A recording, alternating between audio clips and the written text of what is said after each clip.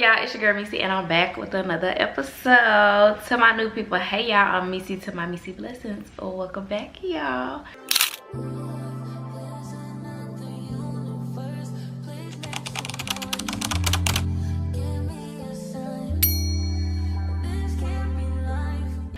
Y'all are my Meci blessings because y'all are blessing me, and I pray that I'm a blessing to y'all.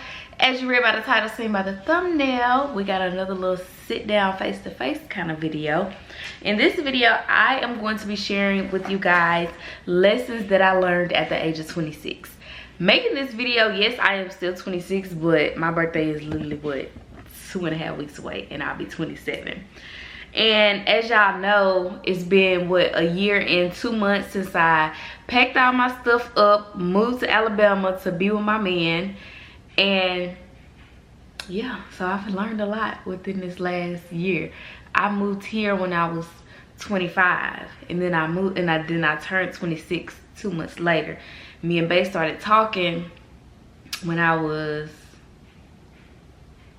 25. Yep, I was 25 and I'm about to be 27. We're almost 2 years in. So I've learned quite a bit. Cause you know, now I'm like on my own. Well, I have Bae, but I don't live like with my mama anymore, which is where I lived before I moved to Alabama. So before we get into the video, make sure you like, comment, subscribe, and we'll get straight into these lessons. So first thing on the list, trust God. This moving to a new city and a new state, and let me just take y'all back. When me and Bae first started dating in December of 2023, I was already applying to jobs. My mama didn't even know this until I told her a few weeks ago. I was applying to jobs in Dallas, Texas, and Virginia. So my auntie, I go to her for advice. So I told her the role that I was going for, which I'm still not in that role yet, but I'm trying to get there. I told her the role that I was going for, which is a financial analyst. If you don't know, I graduated from Middle Tennessee State University. I majored in finance. I am good with numbers and math and all that good jazz. So my ultimate goal is to be a financial analyst. So what I was doing at the end of 2023, even when me and Bae had started talking, I was applying to jobs in Dallas and Virginia because my auntie told me those two cities would be really great locations for that particular career path.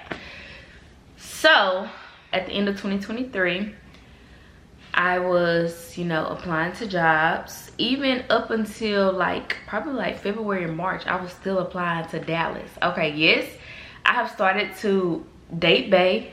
I like Bae, but I still want to do what I want to do, and my ultimate goal was to move to Dallas, Texas. So yeah, me and Bae had started talking about it, but I was still set on Dallas, Texas.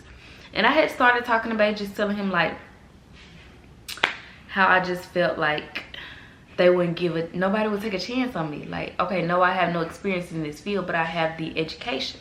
You go train me how you want me to perform the job anyway, so you might as well take that chance on me. And there were entry-level positions. But moving to a new city, because I was going off on a tangent, so let me get back on track. Moving to a new city and a new state where I hardly know anyone. Like, I have, you know, a little bit of family here, and then of course the rest of my family is an hour and a half away. But moving to a new city and state where you're literally just, you know, you and your partner, you don't have any friends. All of my friends are back in Tennessee, 2 are back in Ohio. It allows you to depend solely on God, because you know, when you're surrounded by so much family, oftentimes we kind of forget about God, because it's like, oh, okay, my car broke down, my mama was able to come save me, or I ran out of gas, my daddy was able to come save me. But we forget about God. And when you are in a place where you hardly know anyone, it puts things more into a perspective, and it makes you realize that when you were in certain situations before, you forgot about God. You were leaning on everybody else. You were thanking everybody else but God. So that's one lesson that I have learned at the age of 26, is just to truly put my trust in God, because at the end of the day, God is never gonna fail me. He will never leave nor forsake me, and he has truly shown me in this, you know, over a year living in Alabama. That is the first lesson that I have learned. Not to say that I didn't trust God before, but not like I do now. I'll say that. Next thing, what God has for you is for you. There are so many people that will try to tarnish your name, tarnish your image, try to block the blessings that God has for you. But at the end of the day, what God has for you is for you. No man or woman can take that away from you. And I want y'all to realize that, because there's so many people that you will come across that will try their best to just mess up whatever you got going. That's why it's important to be quiet when it comes to like your goals, because one of the videos that I've done in the past was my goals for the next year, but I don't want to share that with anyone. I want to share when it's accomplished, because you never know what kind of secret motives people have against you or on your life. You never know secret motives. You never know who is jealous or envious of you. So just always remember, what God has for you, it is for you. Sometimes it might not seem like that, because a coworker could potentially make you lose a job, but at the end of the day, if you do lose that job, just know God has something bigger and better in store for you. So always keep that in mind. No matter what anyone tries to say to make you look like the bad person in the situation, what God has for you is always going to be for you. No one can mess that up at all. Nobody but you. Nobody else can mess that up. If God has your name on this job, the job is going to be for you, regardless of what your boss is telling the person that's trying to give you the job, regardless of what that coworker is telling the person that's trying to give you that job. Never forget that what God has for you will always be for you, and only for you. Now my next one is do what works for you. That's another lesson that I learned at the age of 26, because, and what I'm talking about particularly is living with a spouse. Like, I know it's, you know, not the biblical thing to do, and I know there's a lot of controversy on this topic on social media, but that's just an example for me. But this applies to anything in life. Do what works for you. Okay, yes, them living with their partner did not work, but that does not mean that it will be bad for you. Yes, them working out in the morning didn't work for them, but that does not mean that you won't be able to work out in the morning. Do what works for you. There will be a lot of people that try to tell you or try to talk you out of doing certain things just because of their experience, but always remember, their experience will not be your experience, okay? And so that's one thing that I have truly learned. You cannot look at other people and expect it to be the same for you. That's just like YouTube as a journey. Okay, I've been on YouTube for a little over 3 years. I only have a little over 1,600 subscribers. Some people on YouTube a little over 3 years and have 30,000 subscribers that started at the same time as me, that has the same amount of followers on all other platforms. You got to do what works for you, okay? Their channel might be growing because they're doing hauls. Hauls are a huge hit on YouTube. You have to do what works for you. Figure it out and do what works for you, and stop looking at other people's life and thinking yours is supposed to be like theirs. Do what works for you. Who cares what they say? Because at the end of the day, people are going to talk. Okay, I'm living with a spouse and we're not married. People are going to talk. I'm sure there's plenty of people that have so much to say about that. But guess what? I do what works for me. And at the end of the day, that's all you can do. You can do what works for you, what makes you happy. Because at the end of the day, if you're constantly worried about what makes other people happy, you will never be happy. Do what works for you. Now the next thing that I have learned is nothing good will come easy. And what I say when I say this, I'm truly referring to my YouTube channel. This is something good, so it's not gonna come easy. I'm 3+ years in, a little over 3 years in, and I'm not monetized. But the few videos that I have saw of the people that get paid, the money is amazing. So nothing good comes easy. So if you are expecting something good, know you have to put the work in. Like, so many people, I feel like they are, you know, used to handouts. You know, YouTube don't play that. They're not handing it out. You have to actually work for it if you want it.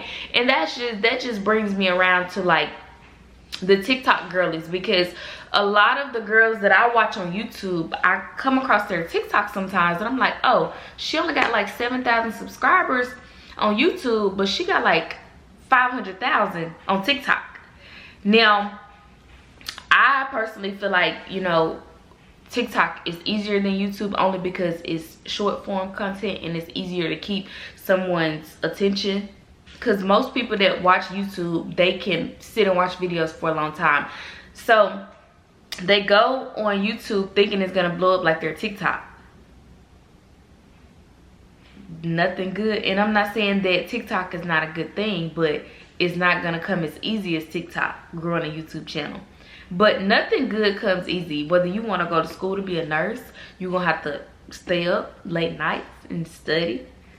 But once you get that degree and you making that good money, you're gonna realize why you had to do what you did to get to where you are. So nothing good comes easy. If you want something, work at it. Don't look for a handout. That's something else that I learned. Okay.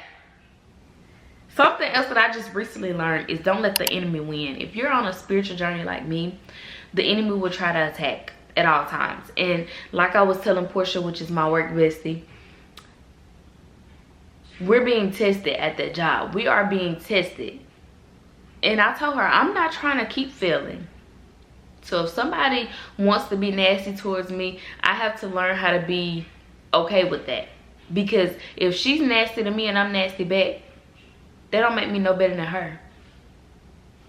And if I'm trying to walk like Christ, live like Christ, talk like Christ, how can I be nasty to someone that was nasty to me? All I can do is pray for them. And that's where I'm trying to get in life. I'm not trying to be oh, she said this to me, so I'm going to say it back. No, that's not how I'm going to grow spiritually. So that's one thing that I have truly learned within this last week of work. Don't let the enemy win, because at the end of the day, that's what the enemy wants. The enemy wants to get you out of character. The enemy wants to get you out of character. Do not give the enemy what they want. Don't give the enemy what they want. That's their job. To make you stoop down to their level. Yes. Very hard lesson to learn, but I definitely learned it, because I did not feel better after being nasty to her when she was nasty to me. That did make me feel better. So, yeah. Don't let jealousy stop you from thriving. There are so many older women that are jealous of younger women, and a lot of times that'll stop the younger women from doing what they're doing. Don't let jealousy stop you from thriving. That goes back to what God has for you. It is for you. Don't stop your show for somebody else. You can't help that they jealous of you. And I never understood jealousy. I never understood it. Take notes. Be happy for someone. How can you be jealous of someone and expect to get blessed? I'm just saying, I don't understand it. But stop stopping your shine because someone is jealous of you. Let them be jealous. Let them be jealous. Teach them a few things, okay? While they're being jealous, teach them a few things. That's how you do that there. Okay, last thing, God will put you in certain positions for a reason. So before taking the job, you know, I prayed about it and I asked God, you know, for signs, and I was able to see all of those signs. So I knew this was the job that God had for me. Now that I've been at the job for almost a year and a half, I'm seeing exactly why God has me at this job. And I feel like God has me at this job because this is a way for me to grow to that next level spiritually. I always pray for God to continuously grow me into the woman that He has called me to be on this earth. This job is helping me become the woman that He has called me to be on this earth, which is a godly woman. Because I've been put in so many different situations and so many different scenarios since I've been at this job, and I